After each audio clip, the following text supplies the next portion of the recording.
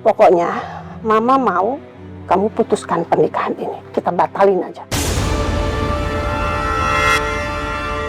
Gak bisa kayak gitu dong, Ma. Aku cinta sama Laras. Kamu lihat dong keadaan Laras sekarang tuh seperti apa. Dia itu sakit. Dia hidup dengan 1 ginjal. Kalau kalian menikah, dia nggak bakalan jadi wanita sempurna. Karena dia akan sakit-sakitan. Bu, tolong jaga ucapan Ibu. Anak saya juga nggak mau sakit, Bu. Mama nggak mau tahu ya. Kalau kamu masih mau meneruskan pernikahan ini sama Laras, kamu bukan anak Mama lagi. Kamu pilih Mama atau Laras.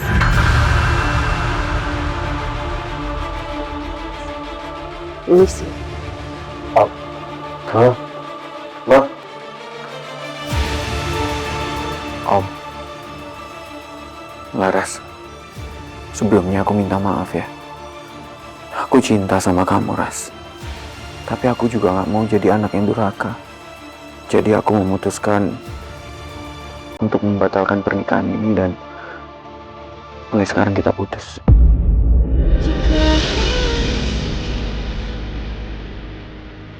Misi.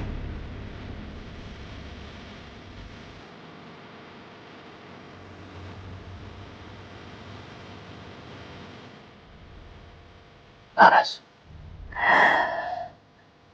Aku gak nyangka semuanya terjadi seperti ini. Pernikahan yang aku impikan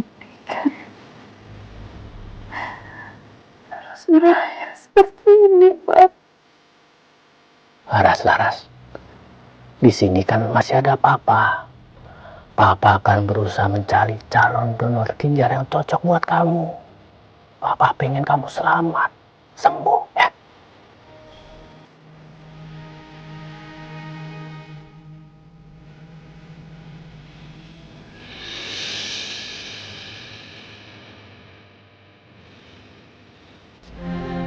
Ya Allah,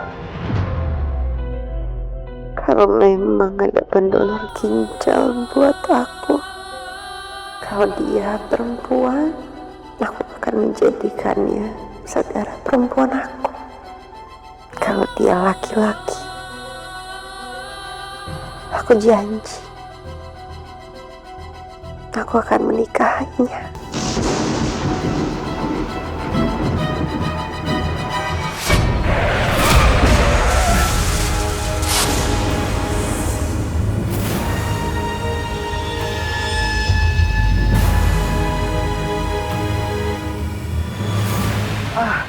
Aduh, kaki saya.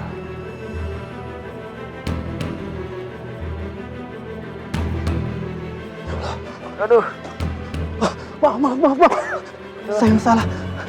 Kamu akan saya bawa ke rumah sakit. Aduh, Mbak. Sebenarnya saya ingin minta tolong sama kamu. Saya akan berikan uang yang banyak untuk kamu. Menolong bagaimana, Pak? Anak saya membutuhkan donor ginjal. Semoga salah satu ginjal kamu bisa cocok sama ginjal yang dibutuhkan anak saya.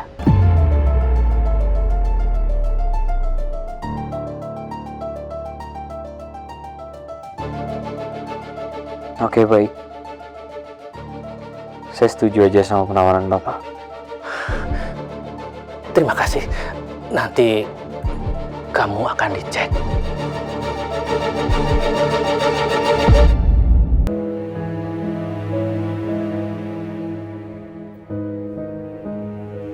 Pak, Laras, ini Dietmar, orang yang sudah menyumbangkan salah satu ginjalnya untuk kamu. Padahal dia sendiri punya penyakit jantung. Harusnya aku malu sama dia. Dia ini justru lebih menderita dari sakit yang aku alami. Tapi masih rela berkorban demi menyelamatkan orang yang bahkan baru dikenalnya.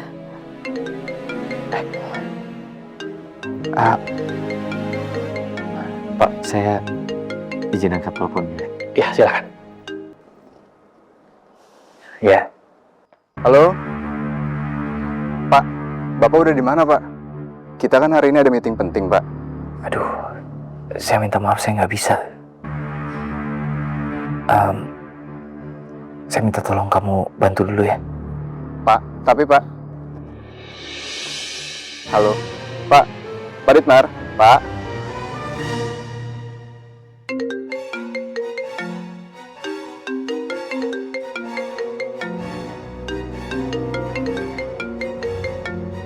Kok nggak diangkat? Siapa tahu penting loh. Dari debt collector kali Pak. Biasanya yang kayak gini punya pinjol, terus nggak bisa bayar, makanya ditagih terus. Bener itu. Memang kamu punya utang berapa?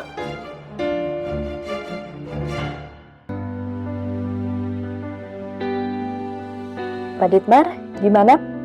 Ada yang dirasakan hari ini? Alhamdulillah, saya ngerasa lebih baik ya. Iya, syukurlah. Memang setelah saya cek, kondisi Pak Ditmar hari ini sudah jauh sangat membaik. Jadi setelah saya periksa tadi, Bapak sudah boleh pulang. Gimana? Udah siap pulang? Makasih ya, Dok. Iya. Kalau gitu saya tinggal dulu ya. Iya. Terima kasih, Dok. Dokter.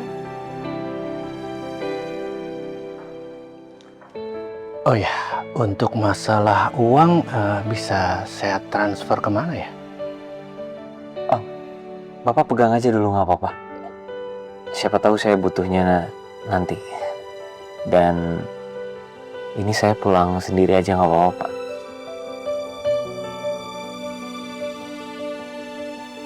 Kamu yakin pulang sendiri?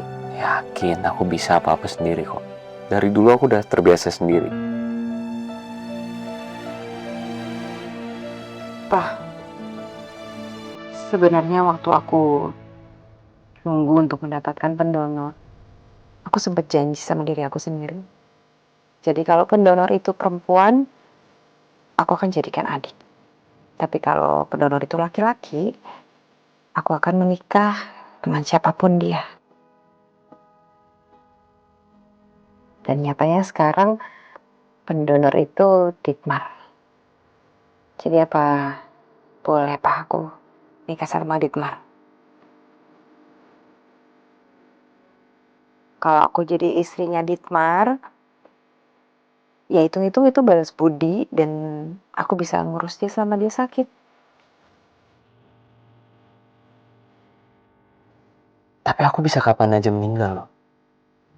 Ini kamu nggak apa-apa, tetap mau nikah sama aku. Ya, karena itu udah jadi nazar buat aku. Tapi kan kamu nggak cinta sama aku. Buat apa cinta?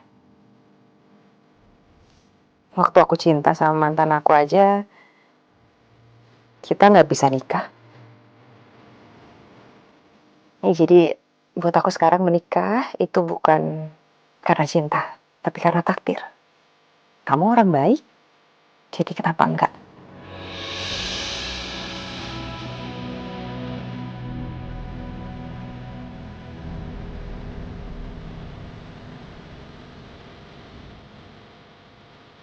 Kalian itu memang sudah ditakdirkan untuk hidup bersama.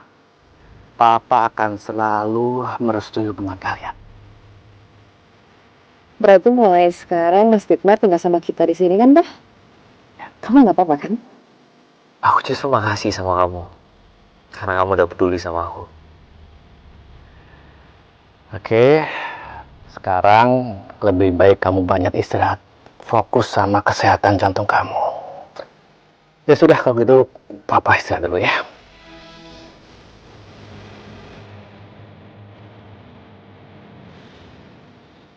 Duh, gimana nih? Sekarang kan status aku suami di sini. Aku nggak bisa diam aja kayak gini. Kamu itu udah menyelamatkan hidup aku. Itu udah cukup membantu buat aku. Jadi nggak apa-apa ya. Aku sama Papa yang kerja, kamu bisa di rumah istirahat. Langka sekali ada perempuan seperti ini. Sudah cantik wajahnya, cantik juga hatinya. Baru kali ini aku ketemu perempuan sebaik dia. Aku benar-benar beruntung.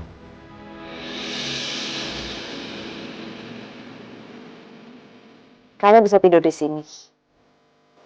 Walaupun kita berdua udah nikah, tapi kita nggak boleh sampai ada kontak fisik. Karena aku nikah sama kamu karena mau memenuhi nazar aku. Dan aku mau ngerawat kamu. Jadi semuanya bukan karena cinta. Ya, jujur, cintaku itu udah habis di mantan pacar aku. Kasihan perempuan secantik dia dan sebaik dia harus merasakan gagal cinta.